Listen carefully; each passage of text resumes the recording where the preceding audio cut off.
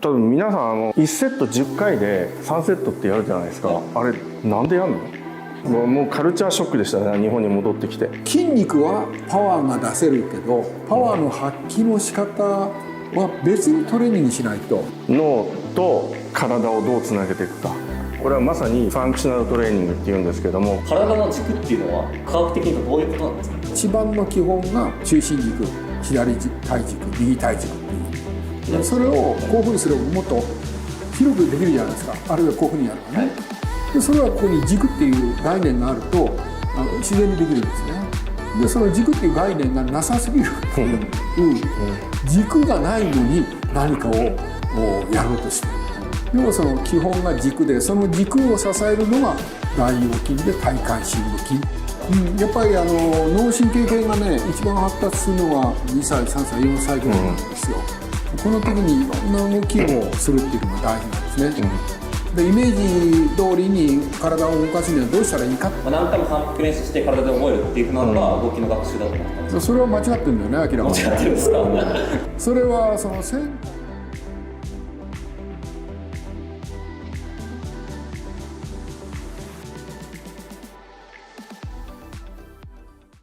ではここで永井先生のご経歴の紹介に移りたいと思います。永井先生は UCLA を卒業された後、アメリカの方でパーソナルトレーナーとしてご活躍され、現在では東京大学本場 QOM ジムトレーナーとしてご活躍されています。小林先生から見て永井さんはどういったご印象というか、なんかエピソードがあればお聞きしたいなと思ったんですけど。僕から見るとですね、結局アメリカっていうのはそのトレーニングがすごい進んでいるんですよ。それでそういう中で、永井さんは日本の高校を出てアメリカの大学にすぐ行ってですね、言葉は分かんなくても1年間頑張って、そして UCLA の体育学部っていう非常に優秀なところでアメリカの本場ものの体育トレーニング、それからその他いろんな勉強をされてきたと。でそういうことで主にトレーニングジムですね、いわゆるトレーニングジムの中のパーソナルトレーニングトレーナーとしてアメリカの資格を全部取ってやってきた。で永井さんアメリカでパうんーソナルトレーナーとしてやってこられたということで、なんかすごい結構有名なスポーツ選手の方とかとも関わりがあったというふうには聞いてます。何人かはいましたね。アメリカで 100m のオリンピックの予選会を目指してた子たちもいましたね。そういう中で実際アメリカのトレーニングと日本のトレーニングっていう違いとかってあったりしたんですかね？いや大きな違いでしたね。違うんですか？もうカルチャーショックでしたね、日本に戻ってきて。どういったところが？多分皆さん1セット10回で3セットってやるじゃないですか。あれなんでやるの？結構10回3セットって結構そのベーシックな感じだと、あれどっから出てるんだか全く分かんないんですよ僕。そう言われるとそうですね。これからねいろいろなビデオでこれから紹介させていただくんですけれども、筋トレってちゃんとその4つの分野があって、それぞれに向かってきちんと研究がされて、レップ数ですとかセット数とか重さとかね、そういう、全部もうほとんどもう構築されてるわけ。でも日本に戻ってきてみんな何やってるかって言って10回3セットってあなた何のためにトレーニングやってんのってそうなるわけよ。だって目的がちゃんとしてね決まってやってるんだったら、その目的に応じたものをやるべきなのにかかわらず、みんな10回3セットしかやってないっていうのはよく分かんないね。その辺でやっぱり日本のトレーニングのレベルって高いはずなんだけど底辺に広がってない。どういうことですか？要するに上で止まっちゃってんのよ。研究とか本当のトップの人とかは知ってるんでしょう、で大学のトップの選手たちはそういうの知ってるんでしょうと。それが下に降りてきてない。一般の人、だって SNS で出てくるのみんなムキムキしか出てこないわけでしょだってムキムキになりたい人ばっかじゃないもん。そうですね、僕とかも違うでしょ。やっていきたいっていうのが、ということはパフォーマンス上げたいわけだから、ムキムキになることだけじゃないわけじゃない、それをちゃんと伝えたいっていうのが一番の僕の目的だったのね。それがこのチャンネルの今後の、だと思うんで、ぜひぜひいろいろと余計なことも言うかもしれないけど、参加させていただければなと思ってます。ありがとうございます、そのアスリートのためのトレーニングっていうところで、それはこれまでの、日本でいうとウエイトトレーニングとか、筋トレとかそういうのが主流だと思うんですけど、それにとは違う何かがあるっていうことなんですかね。そうですね。機能的トレーニングって言ってファンクショナルトレーニングって言うんですけども、これはまさに脳と体をどうつなげていくか、キネティックチェーンって言うんだけど、神経と、筋肉とそれから骨格系、これが全て連動して動かなければ人間の体は作り上げられませんよっていう。神経っていうのが脳とかも含まれる。そういうことです。さっき小林先生がおっしゃった、先生がおっしゃったそのものです、はい。それをちゃんと構築したトレーニングっていうのがファンクショナルトレーニングとしてきちんとあるんだけれども、物を使ってファンクショナルトレーニングをやるっていうことしか日本には来てないんじゃないかなっていう気がするわけ。なんかバーベルであったりとかっていうことですか、なんか吊るされて何かやったりとか、すごい高いなんか大きなバッグがあってそれ揺れるとかね、見たことあります。あるでしょ、はい、だから物は使いようだから、どうやって効率的に体を動かすっていうことを学習してもらうか、それを目指したいなって僕は思ってます。ありがとうございます。じゃあ今後の動画ではそういった、そうですね、ぜひぜひ紹介できれば、いいなと思ってます。ありがとうございます。楽しみです。じゃあ今脳の神経と体の連動、あと骨格ですかね、っていうのがキネティックチェーンっていうところだったんですけど、脳と運動が関係するっていう話があったと思うんですけど、その関係について、小林先生にももっと深く伺いたいなと思ったんですけど、アスリート実際脳と体、運動ってどういうふうに関わってるんですかね。一番やっぱりアスリートと関係するのはイメージトレーニングですよね、イメージトレーニングでこういうふうに体を動かしたいとか、こういう動作をしたいと、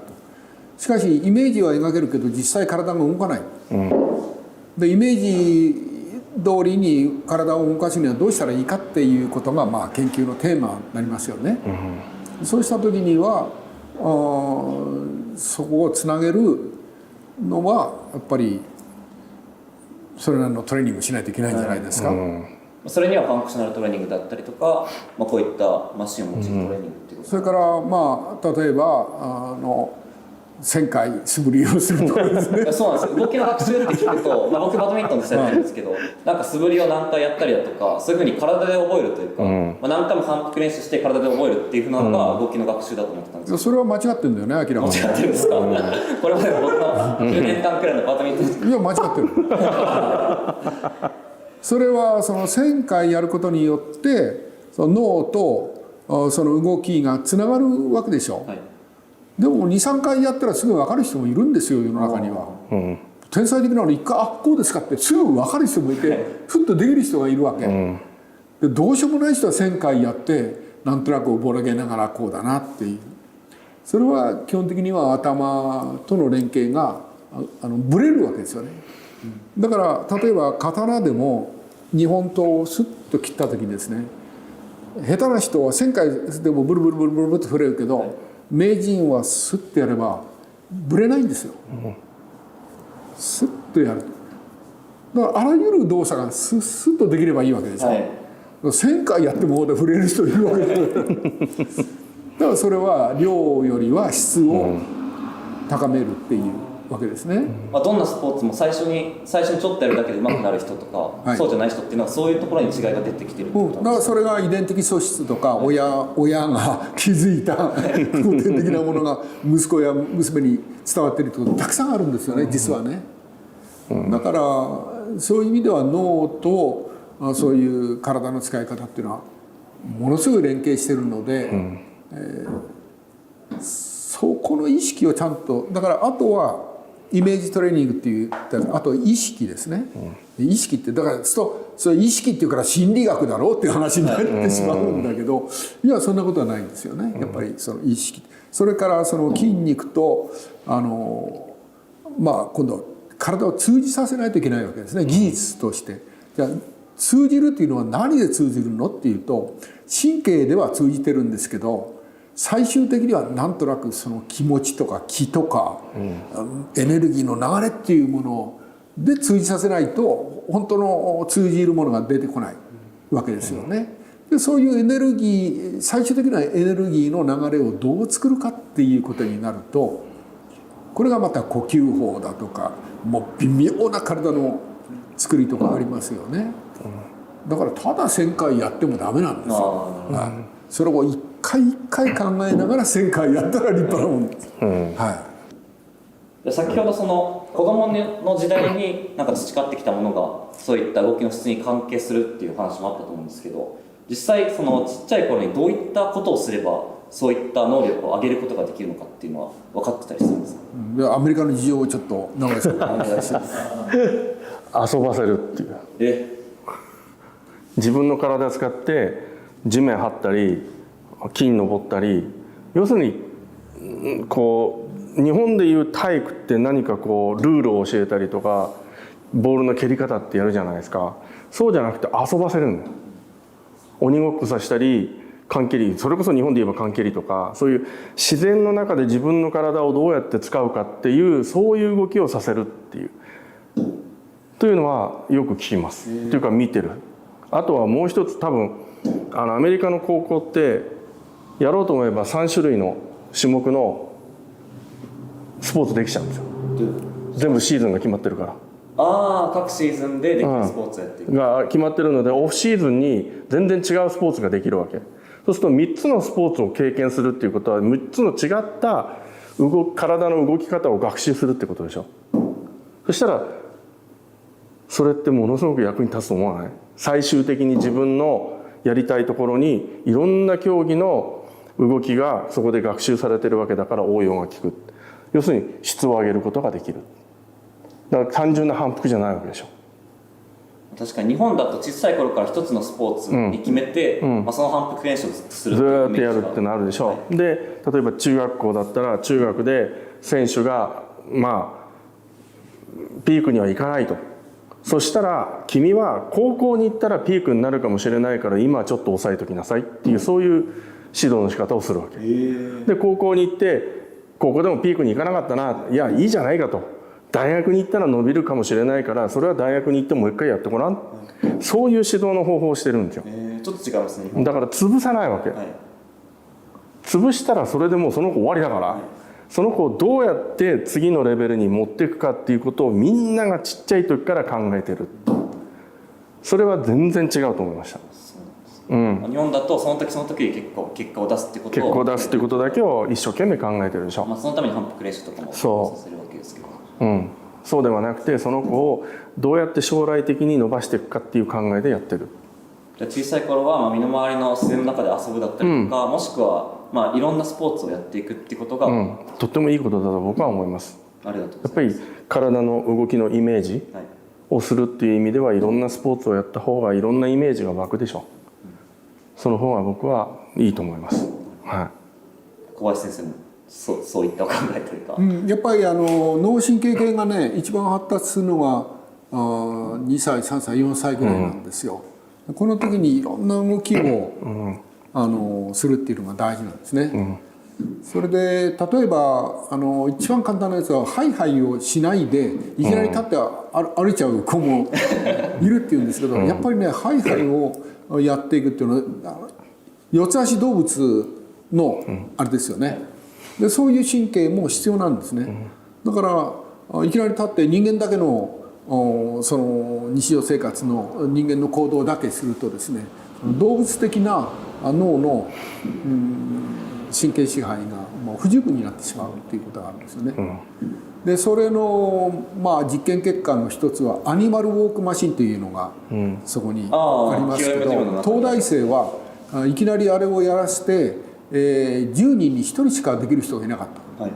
その足を回して手を回して手と足と一緒にこう回すっていう、まさにハイハイみたいな動きってことですね。10人に1人で、よく言えば人間的に進化してるけど動物的に退化してるで静岡産業大学っていうところに僕教えてるんですけど、いきなりやらせたらむずいと言いながら全員がむずいって言ってやるんですよ。東大生はねむずいって言ってできない。なんで東大生はできないのかな。それでそれは僕ら人間に進化しましたで、東大生はね動物的に退化してるからダメなんだって言って、それでやるとだんだん野生味が戻ってくる。野生に近づけるんですね。そうそれでやっぱり動物だから、基本的にはその動物としての野生味っていうのはあった方がいいわけなんだよね。でもその日常の生活の中にもう何でも楽の生活になってしまったために、昔は使ったような筋肉を使わなくなってるわけ、でそのことがね結局はねやっぱり頭がロボット化していく可能性があると僕は見てるのね、いろんな筋肉を使うとそれなりにやっぱり神経を通じるじゃないですか、それがみんなね単純化されて、みんなが上のなんか命令する人が右って言ったらみんなもう意識的にこういうふうに操作されるようになってきてる、そういう危険性はあって、それがやっぱりその運動っていうことによってもすごく影響されうるんじゃないかなっていう、ふとそんな気がしてますね、最近は、それはさっき永瀬さんがおっしゃってた、自然の中であったり、血を張って歩くであったり、そういったところとも関係しているなって思います。やっぱり人間である以上動物なんだから、やっぱり体にたくさんセンサーがついてるわけでしょ。そのセンサーがみんなうまく使えなくなっちゃってる、あまりに単純な動きをやることによって。だからその筋トレは大切なんだけど、単純な動きしかやってないわけでしょ。こうやったりとか、つまり全てのセンサー使ってないよ。でも複雑な動きは体の中にある全てのセンサーを上手に使って、そこから情報を頭に伝えて、それで初めて分析ができて、今度動きの指令が出せるっていう、そういうトレーニングをしていかなきゃいけない。でそれができるのがこの認知動作型トレーニングマシンでもあるわけで、そしてアメリカではそれをファンクショナルトレーニングっていう名前でやってる。だから非常に通じるわけ、だからトレーナー冥利に尽きるんですよこれ。そのアメリカで学んできたことが、日本でも実現できるっていう。やってもらえばいいんだもん。そうですね。ああじゃんこうじゃん言う必要ないんだもん。自動的にそういうふうな動きをするようにできてる。そうすごいと思うんです。だからそういうマシンを作っちゃったんだから、もう楽でしょうがないわけ僕は。普通だったらああじゃんこうじゃんって、こういうふうにやれああいうふうにやれって教えなきゃいけないもの教えなくていいんだもん。これやってちょうだいっつって、で綺麗な動きやってこれなんて言ったらできちゃうわけだから。それはね、なぜそういうことが可能になったかというとね、実は日本の武道からなんです。武道の技をよく研究して、そういうことができるようにここに表してるんですね。例えば腕でも、こういうふうに持ったら重たいものだけど、武道だったらこうひねったり、こうしたりこうしたり、いろんな動きがあるじゃないですか。そういう動きが全てできるように作ってあるんですよ、こういうことはね。ところが重たいもの持っちゃうと危険ですから、これかこれかこれかとかで、本質的に違う要素があるんですね。そして体を柔らかく使わなきゃいけない。その柔らかくもうひねり螺旋、いろんなこういう動きがあるけど、重たいもの乗ったらこんなことできないですよね。でそういう要素をいろいろこう組み合わせてできるようになっているんですね。だからその重たいものを動かすっていう、もちろんそれはそれで大事なんだけど、でもそれをやってればいいっていうもんでもないっていうこと重たいものをですよね。動かすっていうのはやっぱりウエイトトレーニングとかそういうことですよね。そういったものについてはどういうふうに考えられてるんですかね。でも究極的にはですね、重さっていうのは重力加速度っていうんですけど、重力加速度っていうのは鉛直方向にいつも負荷がかかってるわけですよ。でも本当に自由に自分が動こうとしたら、いわゆるその重力加速度から解放されないと本当の自由が得られないんですよ。これは難しい話なんですけど、難しいなと思って、だから重りを負荷としたらそのことができないんです。ウエイトトレーニングって基本的に重いものを持ってますもんね。その時にずっと重力下にかかってるっていう。そうですそうです。それだと実際の動きとは違うっていうことですか。常にその重力加速度が下へかかってますので、例えばパッと切るのに別にこんなところに重力かかる必要ないじゃないですか。そうですね。でもこういうふうにするとその重力を支えるために上の方でこう支える力を、これ無駄なんですよ。スッと切ればいい、でそういうことをやってるわけだから、筋肉はパワーが出せるけど、そのパワーの発揮の仕方は別にトレーニングしないとうまくいかないということですね。ウェイトトレーニングなどだけでは、そういったものは鍛えられないっていうことですね。もちろん、それを永井さんはファンクショナルトレーニングって、ファンクショナルって機能っていう意味なんですけど、それを僕はダイレクトにモーションという言葉で表しているんですね。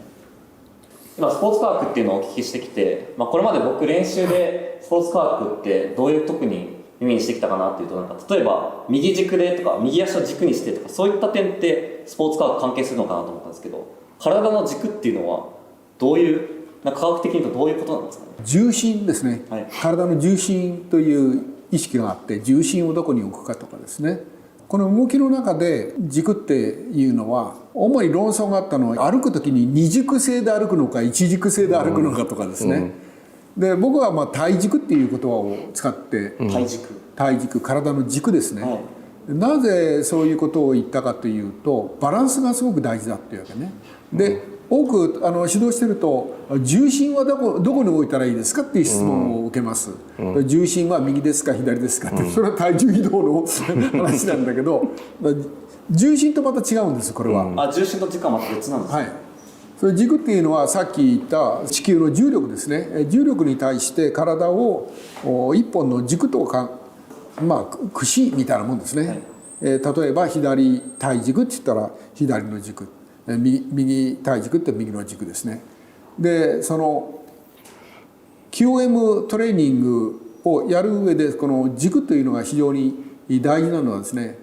右半身と左半身に分けてものを考えましょうという話なんです。それで、右半身の中心が右軸なんです。はい、左半身の縦軸が左の軸です。そしてその軸はどういう軸で形成されているかっていうと、膝と腰と脇腹、それから手の付け根ですね、そこを一本の線が通るように考えるんですね。でその軸を中心にいろんな動きをするんですが、実はこの軸を中心に何かを動かそうとする神経支配、この神経支配が同側神経支配と同じ側の神経支配。普通我々は斜対側って斜めの交差型の神経支配で大方普段の生活をしているんです。こういう動き。そうですね。はい、それを同側型でやるっていうわけですね。同側型でやれば当然バランス的にこっち側の反対側が軸がしっかりしてないとうまく動きませんよね。はい、でこれが同側神経支配って僕が勝手につけてる名前なんですけど、対側に対立する概念として、で同側のうちの特に腰の使い方が膝と同じ方向へ腰を動かそうという。さっきから小林先生の動きみたいな、ナンバ歩きみたいな。そうですね。その通りです。でナンバっていうのは手足だけの話だけど、はい、体幹ですね。体幹をこう動かすというんで、その動きができる基本が右体軸左体軸がなければうまくいきませんよと。それで、年取った人でも歩く時は普通だとなんか一本の線の上を歩いてくださいっていうような歩き方もあるにはあるんですが、僕はもう右体軸左体軸右左右左ってこういうふうに動かしていけば歩けますからね。でもあんまり今度肩を動かしすぎるとちょっと目立つので、肩は動かさないで体幹だけこう動くようにしていくっていう、そういう技ですね。その技の一番の基本が中心軸左体軸右体軸っていう、そういうもんだっていうふうに、つまり片足立ちができるっていうことなんですよ。片足立ちができて何でも反対側ができれば自由じゃないですか。こういった軸を実際に3つ使い分けるというか意識できるようになることで、実際の生活の中の動きが良くなっていったりとか、アスリートとしても競技力向上につながるっていうことなんですかね。そうですね。だから皆さんが手足を動かすときに、例えば右手と右足、例えばバドミントンの場合ですね、右手右足をパッとやればこれは同側型なんです。で普通だとこういうふうにやるのが普通になっちゃうんですね。こういうふうに歩く時と一緒ってことですよね。右足と左足。それをこういうふうにすればもっと広くできるじゃないですか。あるいはこういうふうにやればね。でそれはここに軸っていう概念があると自然にできるんですね。でその軸っていう概念がなさすぎる。軸がないのに何かをやろうとしてる。でもその基本が軸で、その軸を支えるのが大腰筋で体幹深部筋さっきの最初というのにつながってくるんですね。はい、今ここの話で言うと左軸右軸がこうどっちもこう入れ替えがスムーズにできるっていうことが重要っていうことで何でもない時は中心軸取っておけばいいわけですからね。でさらに軸でもこう今度は高さがこう変えられるわけですよね。それが重心ってことなんですか？それとも違う？重心こうになりますよね。重心でも重心っていうのはあらゆるものの重心ですから。なんか重心ってよく指導される時によく言われてて、例えば重心を落として構えろとか、腰を落とせっていうのとも関連すると思うんですけど、なんかそれが結構感覚的でなんかよくわからないんです。よく分かってなくて。もともとそういうのは例えばスキーの回転で左回転ふーっていった時に重心はどこにあると思います？体の外なんです。そういうことか。体の中にそもそもないんですね。重心を意識してって難しいじゃないですか。体の中にないんですね。回転の中心みたいなものですね。そういうふうに重心っていうのは体の中にあるだけじゃなくて、いつも体の外内に来るから、じゃあこれで重心はどこにありますかって言ったら分からないわけですよ。実際はこの辺にあるわけ、外にあるわけだからあんまり正しくない。だから重心を落とせとかっていうのは、でも体の概念ね、概念で、なんとなくその重りがかかる重心っていうのは意識的には理解しやすいんで、重心を落としてって言ったらグッと落とす、重心を左へって言ったらこういうふうに、右って言ったらこう言いやすいですね。科学的に厳密でなくても指導の場では結構有用っていう。その科学的っていうのは気になるんだけど、科学的にはここに重心がありますっていうことをすぐ計算できるんです、習慣的に意識と現実の重心とは違うでしょうね。かなり違うと思いますね。今日はたくさんのお話いただいてありがとうございました。ありがとうございました。動画を見ている方も、そして僕自身もすごく勉強になる内容でした。最後にお二方から一言ずついただきたいと思うんですけど、名古屋さんお願いします。そうですね。今日はいろいろと皆さん内容的に驚いたものもたくさんあるかと思うので、今後これをフォローしていって、筋トレでありファンクショナルトレーニングであり運動の考え方であり、いろいろとこれから動画にしていって皆さんに少しでも理解していただければなと思いますので、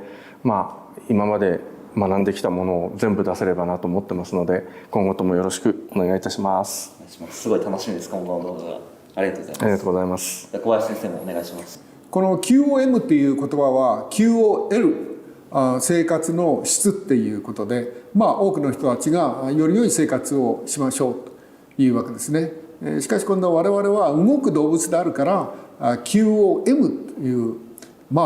良い動きをして、これは姿勢だとか歩く姿だとか、あるいはスポーツのパフォーマンスも含めて QOL っていう言葉が皆さんに理解されて普及してくるといいかなというふうに思っています。ありがとうございます。その理解普及にこのチャンネルも助けになればと思います。今後ともよろしくお願いします。今日はありがとうございました。